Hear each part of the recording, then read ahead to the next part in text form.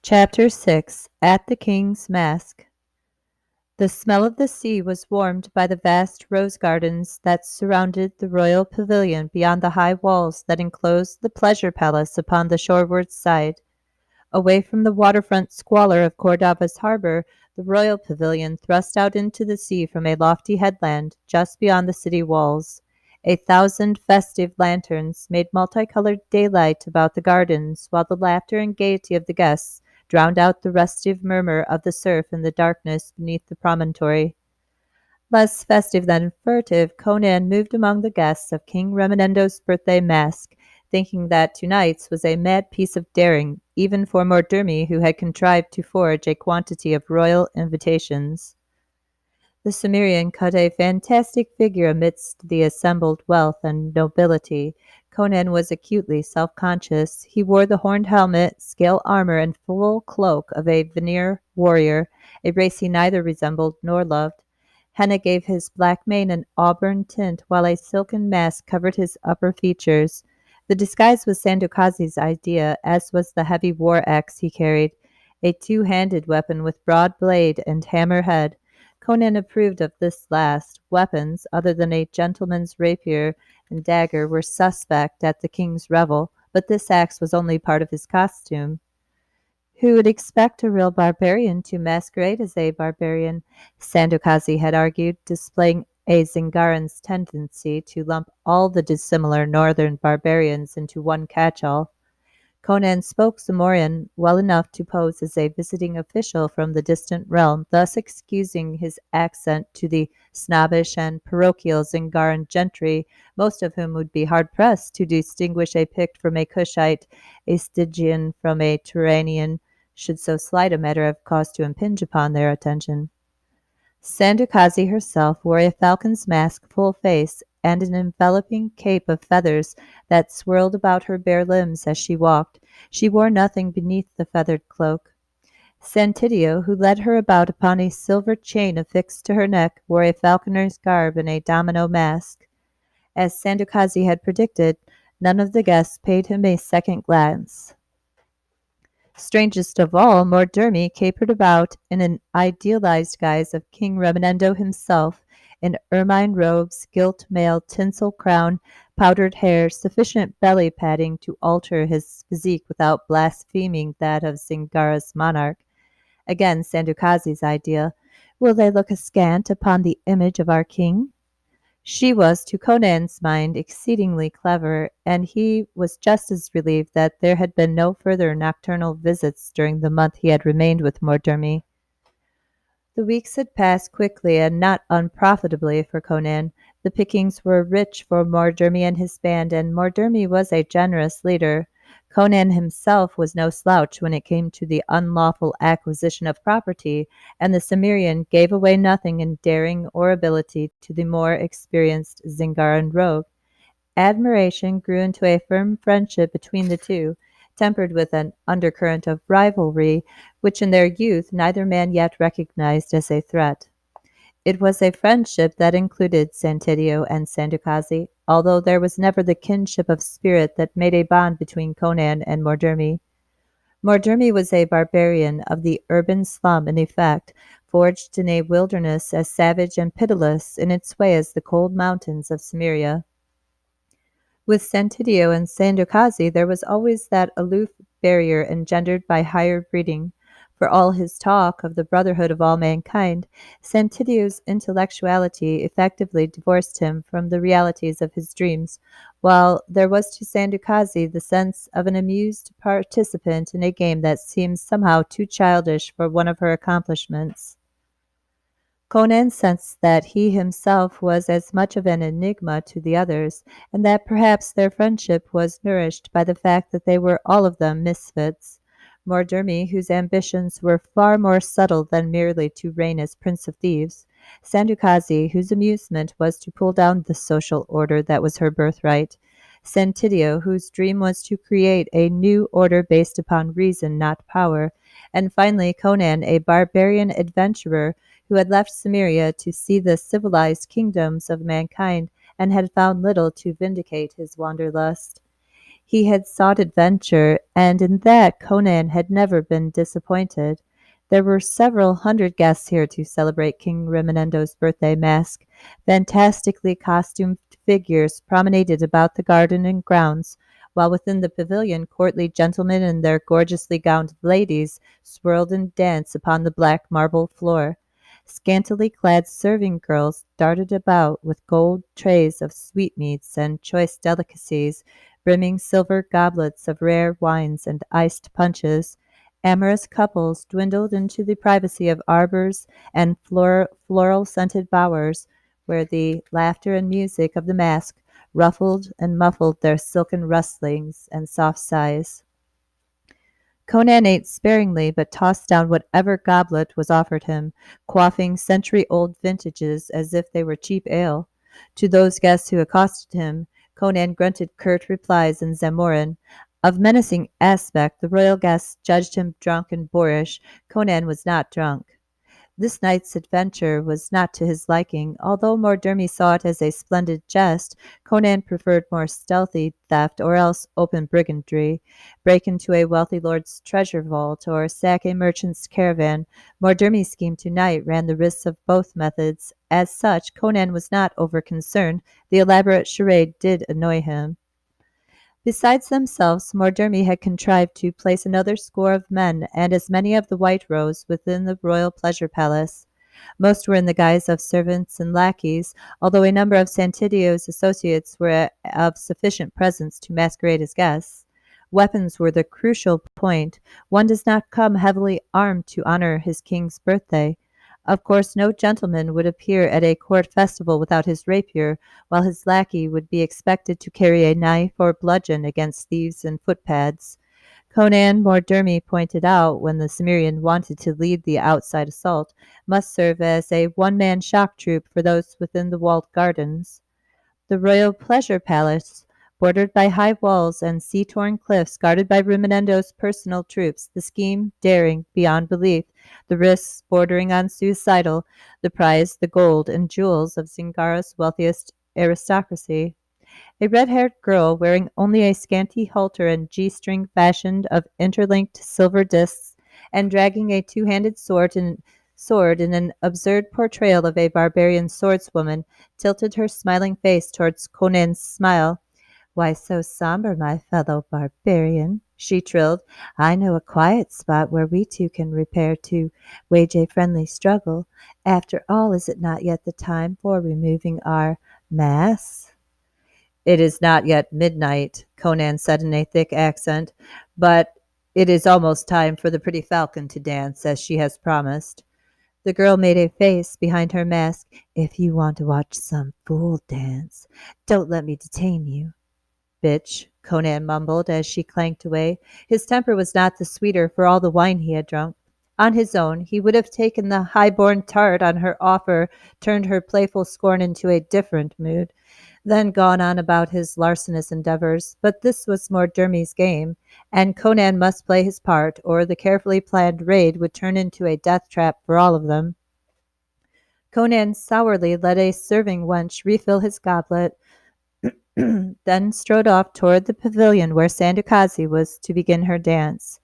The prospect of imminent fighting soothed the Cimmerian's temper, where another man would instead have grown raw-nerved from the tension.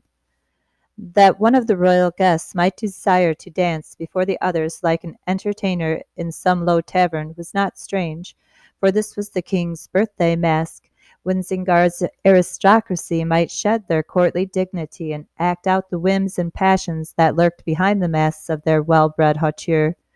Chaste matrons might cavort about as painted hoydens, austere lords might mince upon the dance-floor in the seductive gowns of a demimonde, maidenly daughters might flaunt their white flesh in the scantiest of costumes before the hot eyes of young gentlemen whose fanciful attire revealed rather than concealed their virile curves.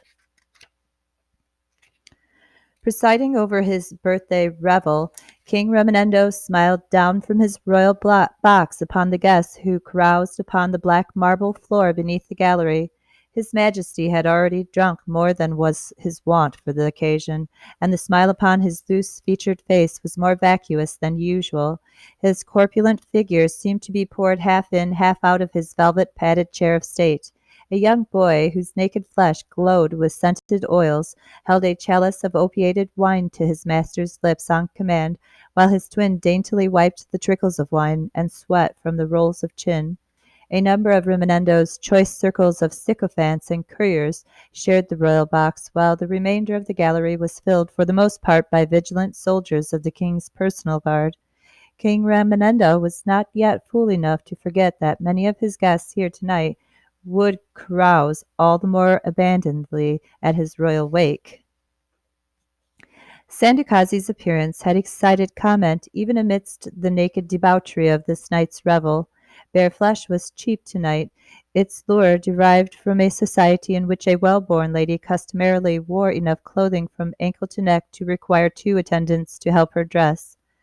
While girls of high rank brazenly paraded their barely costumed bodies, Sandukazi lured and tempted with two brief glimpses of her supple dancer's figure beneath the fluttering streamers of her feathered cloak. When she had promised to dance for them in the hour before unmasking, excitement grew high as that hour approached. They made way for her within the pavilion, clearing a space upon the polished marble floor. Sandukazi spoke briefly with the musicians. She had made arrangements with them earlier in the evening, and they began to ply their strings and flutes and drums in a quick trilling melody. Conan knew too little about music to recognize the piece, but the rest of the growing audience made a bright chatter of applause. She stood for a moment in the center of the circle they had cleared for her, a fantastic figure even beside those who gathered to watch her dance. Her feathered cape completely enveloped her from neck to ankles as she paused there motionlessly. Behind the falcon's mask that entirely enclosed her head, her glowing eyes stared back at them without blinking. Then Santidio unfastened the silver chain from the collar of his sister's throat and stepped away. Freed from this tether, Sandukazi leaped from the polished floor in a sudden great bound, throwing her arms outward in a gesture that raised her cloak from her side like the spreading wings of a bird taking flight. For a moment Sandukazi seemed to hang suspended in mid-air, her lithe figure completely naked as her feathered wings bore her on high. Then, even as breath caught in hundreds of throats, she had fallen lightly to the marble floor, her nudity concealed once more by the flurry of feathers. Across the black marble floor Sandukazi danced now, sweeping low, spinning gracefully, then rising into the air in a sudden leap. So swift were her movements that the wreaths of white and umber feathers swirled about her like living wings, one instant revealing a blur of white breast or tanned thigh, or another heartbeat molding close to her figure in a second skin. The musicians increased the tempo of their shrill melody, and Sandukazi seemed to fly about the even floor, soaring, darting, rising, diving. Her audience, remembering that first leaping vision of naked beauty, watched entrancedly as the flurry of her cloak enticed their eyes with the instantaneous disclosing and veiling of the dancer's charms. Faster and faster the tempo of her flight. Only a trained danseuse could have maintained such a pace, mastered the intricate gestures and movements. Many of the watchers speculated as to whose face might be hidden beneath the falcon mask, enraptured by the beauty that was not concealed to them. At last, as the frenetic music reached a crescendo, Sandukazi once again leapt high into the air, arms outspread, pirouetting in mid-air. Her cloak of feathers spun straight out from her shoulders, disclosing her entire figure in nude perfection as she seemed to take flight above the polished floor.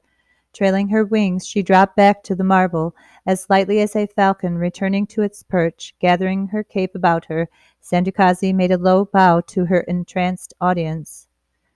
"My lords and my ladies!" shouted Santidio, rejoining his sister through the tumultuous applause. "You have seen the dance of the falcon, but recall that the falcon is a bird of prey, for now you must pay the price of your entertainment." At first they thought he only meant for them to shower her with coins and trinkets as they might a common dancer, but angry shouts and cries of alarm quickly disabused them. "Softly, my lords, Santidio warned, drawing his rapier. It's only your gold and jewels we want, not your lives. Milling in sudden confusion, the assembled guests seemed unable to grasp that this was not all some elaborate jest. While they had been intent upon Sandukazi's dance, Mordermi's men had stealthily taken position at the doorways. Now all entrances to the pavilion were barred by grim-faced brigands with naked weapons in their fists. In the gardens without, frightened revelers fled from the threatening figures who suddenly sprang out of the darkness beyond the multicolored lanterns. Stand where you are, all of you, Mordermi shouted, leaping onto a table and brandishing his sword. 100 of my men have surrounded the pavilion. Make no resistance, and you'll not be harmed. A few men, out of rashness born of disbelief or drunkenness, sought to draw their weapons. In an instant, Mordermi's men were upon them, bludgeons and swords striking savagely. Women screamed in horror as bright blood and groans of agony punctuated the quick fate of futile resistance. The king's guests had come to the mass to disport. Mordermi's brigands had come to despoil. The outlaws were armed and organized. Their surprise attack left no time for the guests to rally. Those of the men who wore arms were speedily divested of their weapons, either passively or by force, and their swords distributed to those of the attackers who might need them. In a moment, panic claimed the guests so that they milled helplessly about the ballroom. At the first ripple of drawn steel and violent bloodshed, King Remenendo's guard instinctively made for the dance floor. The move was expected. Conan, uttering a satisfied belch, took a good grip of the haft of his sword axe and positioned himself at the stairway leading down from the gallery. Several of his cohorts rushed to join him there, carrying chairs and tables for a barricade. Stand clear and give me room to swing, Conan roared. I can hold the stairway against 1,000 of these perfumed toy soldiers. Come down to me, you glittering fops. Who'll die first? Conan's boast might well have been true. Only a few men could descend the steep stairway at a time. The royal guard were resplendent in silks and velvets and silvered mail, but their halberds were unwieldy on the narrow stairway, and they had no archer among them who might pick off the raiders as the guardsmen advanced. Come back to me, you fools! Rimonendo shrilled as his besotted brain recognized danger. Close about me, do you hear? They seek to murder your king. I'll have every man flayed alive who deserts me. The king of Zingara hugged his catamites to his quaking breast. Bleeding in fear, he begged his soldiers to surround him, to fight to the last drop of their blood, to defend him from his army of assassins. Let those on the floor escape as best they can, he commanded. Mitra, how they're screaming! Why haven't my soldiers at the gate come to save their king from his murderers? A strong garrison was positioned along the gate and high wall that shut off the royal pleasure palace from the mainland, while other guards regularly patrolled the crest of the steep cliffs that bounded the promontory as it thrust seaward. Their presence was primarily to ensure the privacy of the king and his party and to discourage thieves rather than to repel an armed assault. Zingara was not at war, despite the internal dissensions and rivalries that gave assassins certain employ. As Sandukazi's dance had reached its climax, Mordermi had signed to one of his men outside the pavilion. The man in turn had passed the signal to those who lay hidden beyond the walls. From the darkened trees that lined the road that led to the king's pleasure gardens, torches suddenly flared to brightness. Angry shouts filled the night as a disordered mob suddenly converged upon the gate. 100 or more members of the White Rose, as close to a muster of Santidio's vaunted People's Army as had ever been attempted, stormed out of the night in an unruly procession, brandishing placards and chanting slogans. Disperse! Commanded the captain of the guard. Disperse at once, do you hear? He sent a frantic summons for the rest of his soldiers to reinforce his guards here at the gate. We'll not disperse until we've had an audience with King Remenendo, yelled back their burly leader. It was Carico, most radical of Santidio's rivals for leadership of the White Rose, who exulted in the prestige of this night's work would surely bring him. Our king and his effete nobility passed the night in drunken debauchery, while in Cordova widows and children must dine on refuse and sleep in gutters. Disperse, or I'll send out my soldiers to crack a few heads. We'll not disperse without an audience from Rimanendo, Carrico roared above the jeers of his comrades.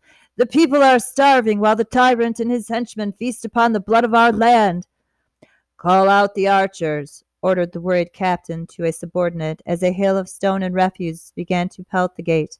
If this disturbance reaches the attention of His Majesty, he'll have my head. Thus, even as the applause rose for Sandukazi's dance, the soldiers who should have been posted about the wall and grounds were racing toward the melee outside the main gate. In the distance, the tumult beyond the wall did not reach the ears of those within the pavilion. No more than the soldiers who faced the angry mob at the gate were yet aware of the sudden uproar that was bringing a violent climax to the birthday revel.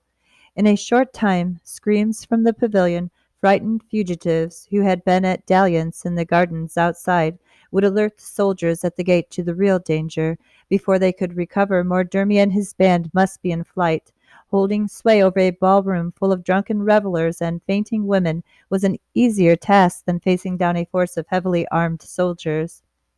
While Rimanendo cowered behind the protective wall of his personal guard, Mordurmi's brigands rapidly despoiled the royal guests of their valuables, working with systematic skill for all the need of haste. This had been a major court festival. Lords and their ladies alike had come adorned in their most magnificent jewelry.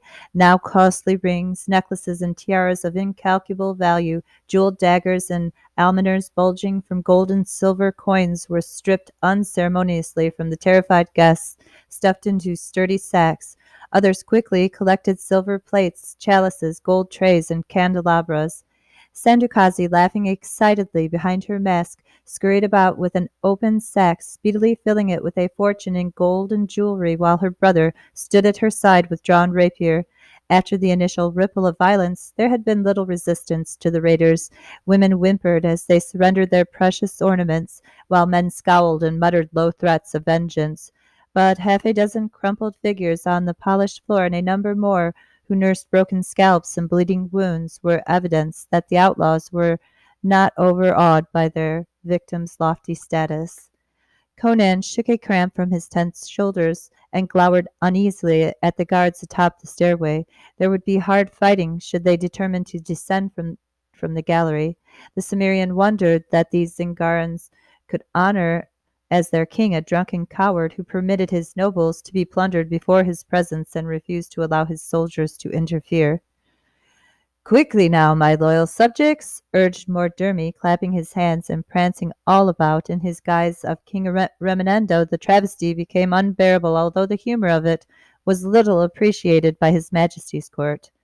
The looting of the royal pavilion proceeded swiftly. In a matter of minutes, the raiders were weighted down with as many overladen sacks as they might feasibly make off with. Mordurmi judged that it was time to bid his host a good night and depart before reinforcements ruined the evening for them all. You will all remain inside if you care to live through the night, Mordurmi warned in a loud voice. I have archers positioned outside the doorways. Any fool who tries to pursue us from here will be given a wooden stick pin to wear upon his heart. Wondering how long that bluff would hold them, Conan warily followed his comrades from the pavilion.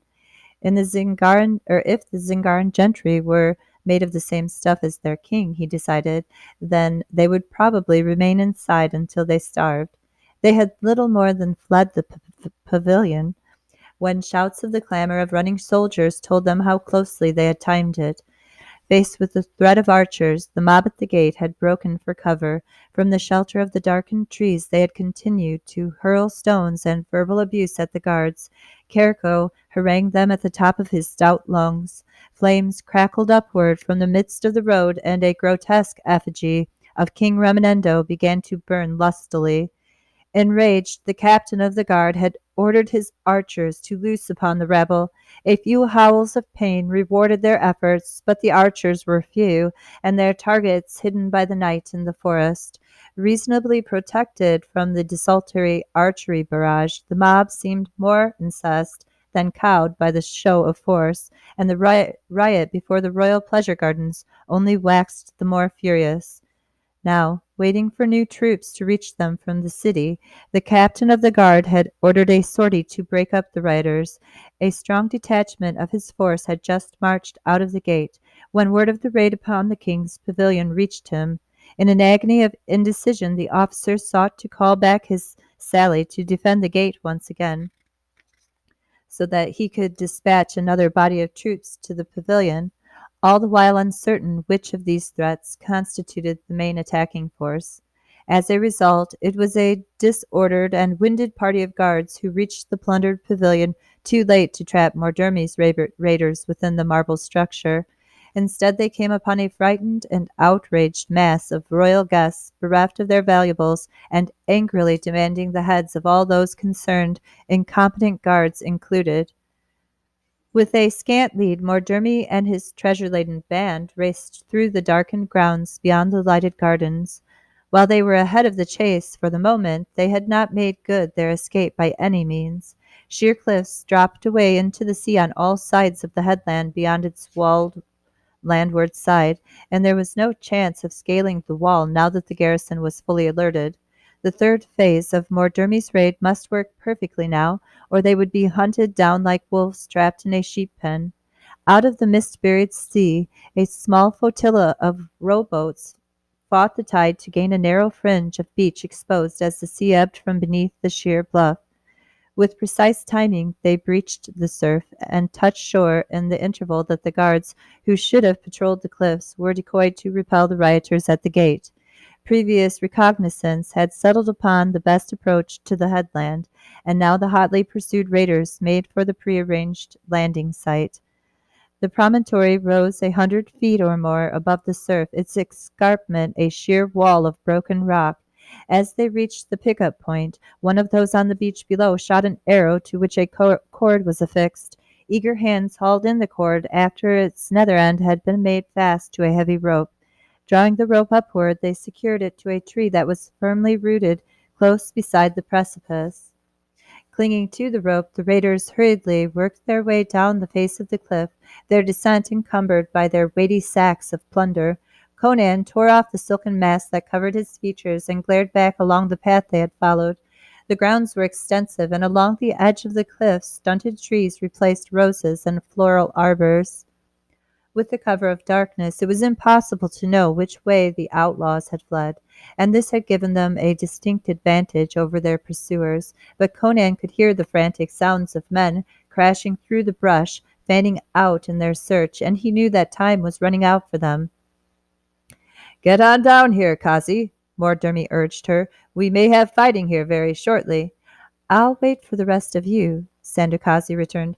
"Santidio, see that your sister gets down that rope, or I'll toss her off and let the falcon fly home. Conan and I will guard the rear." Conan observed the progress of the others down the rope. "We'd all be down in no time if they just let those sacks drop and slide down after them." "What? And risk losing all of these lovely baubles in the surf?" Mordermy demanded incredulously. "Conan, what's the point in stealing all this gold if we don't mean to spend it?" "Look sharp, then," Conan warned. "Here comes someone who don't mean to let us live to spend it." The first straggling group of soldiers pelted toward them, howling like a pack with its quarry at bay. The light was just enough for them to discern the raiders silhouetted along the edge of the precipice, so that they shouted to their comrades that the outlaws were trapped. Conan risked a glance toward the rope. Most of the men had made it down. Others were scrambling in mad haste. But they would have to deal with these soldiers before he and Mordermy could make their escape. The soldiers were breathless from the pursuit, but they were ready enough with their swords. Conan in his helmet and scale armor had the advantage over his comrades, and he unhesitatingly attacked the first of the guard to reach them. Swinging the war axe with both hands, Conan's heavy blade snapped the other's rapier as it made a futile parry, sheared through cuirass and caved in the man's chest. Wrenching the axe free, Conan parried another's blade against the iron straps that reinforced its haft, mashed the man's arm with a sudden blow of the hammerhead, then finished him with a slash of the broad blade. Beside him, Mordermy was engaged with another of the king's soldiers, clearly the superior swordsman. Mordermy was held in check momentarily by the guard's cuirass. Lunging swiftly, he evaded his opponent's attempt to parry and thrust his rapier tip through the unprotected throat above the cuirass, giving back as another guardsman rushed past the toppling body. Mordurmi stumbled as a third assailant dropped low and ripped his blade through the outlaw's belly in a disemboweling stroke. Conan spun from his own dying opponent to split the man's skull as he straightened from dealing Mordurmi his mortal wound. To the Cimmerian's astonishment, Mordurmi only laughed and ran his blade through the thigh of his other assailant, killing him as he crumpled from the blow. Not blood and entrails, but great clouds of padding were spilled from the bandit chieftain's belly. The blade had only slashed through the burlesque guise of Rimonendo. "Get down the rope before more of them come," Conan shouted. "I'll stand rearguard," Mordurmi told him. "Get down yourself." Conan's retort was cut short as Mordurmi suddenly grunted and staggered backward from the edge of the cliff. His eyes widened in disbelief as the arrow that sprouted from his left shoulder. Conan flung himself down as a second shaft hissed past him. Cursing, Mordurmi dropped beside him. Nearby, they could hear the main force of the guards closing in on them. Another arrow shattered against a rock beside their heads. "Is it bad?" Conan asked, trying to look past Mordurmi's bloody fingers that clutched his wound. "It missed my heart, if that's what you mean," Mordurmi hissed through gritted teeth. "But it seems I must climb down the rope one-handed. Get going, will you? I'll follow you as fast as I can." "Crom, you're a stubborn ass," Conan swore. He was watching the line of the trees behind them. Mordurmi saw nothing, but as the next arrow stabbed into the earth beside them, Conan leaped up and hurled the heavy axe. A scream of death agony burst out for an instant, and choked off.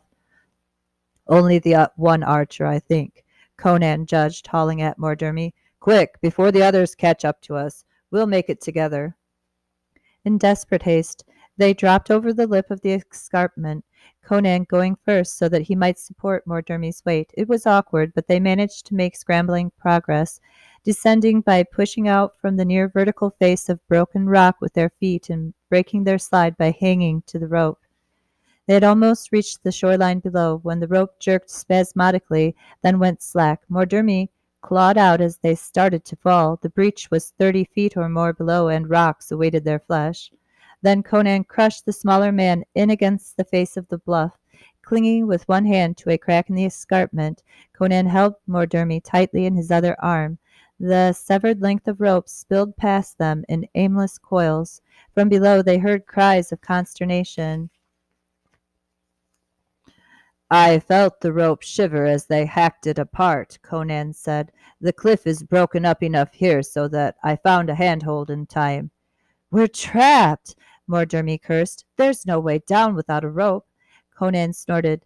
"In Sumeria, babes learn to scale mountain precipices before they can walk on flat ground. This is a garden path. Hang on to me if you won't climb down yourself." All but helpless, Mordurmi clung to Conan and tried to support his dead weight as best he could with his crippled left arm. The cliff seemed sheer as a pane of glass, its face hidden by sea mist that drowned even the starlight. The rocks were slick with spray from the surf below, and a slippery coating of moss and seaweed made their descent the more perilous with each foot they crawled. Yet Conan clambered down the escarpment with the ease of an ape climbing out of a tree, seemingly heedless of Mordurmi's clinging weight. It was an interval that Mordurmi would never forget, although it could not have been much more than a minute or so before Conan dropped the remaining distance to safety on the beach below. "Did you decide to take a shortcut?" Santidio laughed uneasily. "We saw the rope come down and wondered what was coming after." "Half of Rimonendo's army if we wait long enough," Conan growled. "Mordurmi's already caught an arrow, and there'll be more any second." "Cast off! Why are you waiting?" Mordurmi yelled, his face ashen from lost blood. "Conan, I'll not forget this." "You saved me from the gallows," Conan told him as they waded into the surf to cast off. "I always pay my debts."